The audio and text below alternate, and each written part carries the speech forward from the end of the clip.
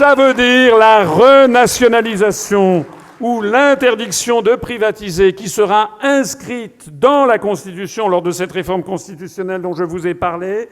Eh bien, nous allons procéder à la renationalisation ou à l'interdiction de privatiser des sociétés suivantes qui sont en fait les grands services publics à la française, avec Électricité de France, avec Gaz de France, avec France Télécom, avec La Poste, avec la SNCF, avec la Sécurité sociale. Sécurité sociale qui sera garantie pour tous les Français et qui sera une sécurité sociale publique, et nous inscrirons le principe de la sécurité sociale dans la Constitution. C'est une honte, c'est une affaire, c'est une offense, c'est une insulte à 750 ans d'histoire de France que de voir dans le programme de tel ou tel candidat la destruction programmée de la sécurité sociale.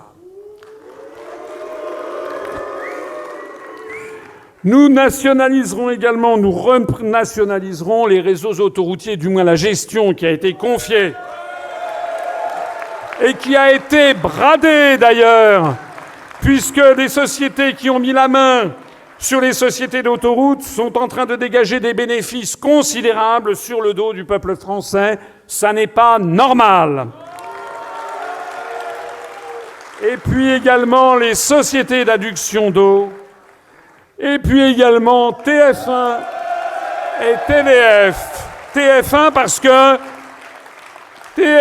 parce qu'il s'agit de la chaîne de télévision numéro 1 pour former l'opinion publique française, et que comme il existe au Royaume-Uni avec la BBC One, BBC Two, comme il existe au Japon avec la Nihon Hoso Kyokai, la NHK japonaise, qui est une société publique et numéro 1, il est normal que la première chaîne de télévision, celle qui bénéficie de la plus grande audience, soit une propriété publique, ne soit pas une propriété d'un groupe privé au capital duquel se trouvent pour plusieurs dizaines de pourcents des fonds d'investissement américains.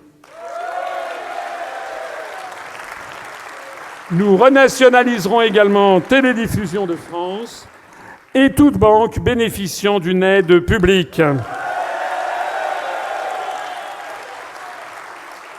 Notez bien que ce programme n'est pas un programme d'extrême gauche, même s'il peut le paraître, je le reconnais. Mais ce programme est moins à gauche, nettement moins, que le programme commun de la gauche de 1972, qui avait prévu, d'abord, il n'avait pas prévu de nationaliser tout ça, puisque c'était déjà nationalisé. Il avait prévu de nationaliser les sociétés d'adduction d'eau, c'est la seule chose que je mets ici, mais également toutes les banques et de très nombreuses industries. Donc ça n'est pas un programme spécialement à gauche. Mais ça n'est pas non plus un programme de droite. En fait, c'est un programme français. Parce que, comme je l'explique, les Français ont besoin d'un État qui assure l'égalité et la justice sociale entre tous les Français. Et le point commun à toutes ces entreprises, c'est d'être des entreprises qui assurent, des entreprises de réseau, qui assurent au quotidien une certaine égalité des citoyens, que ce soit l'électricité, le gaz, les télécommunications, les services postaux, les services ferroviaires, la sécurité sociale, les services autoroutiers, eh bien tout ceci va dans le même sens, et nous aurons donc retour à ce qui correspond au génie français, qui est un génie. La France n'est pas faite pour être une économie collectiviste.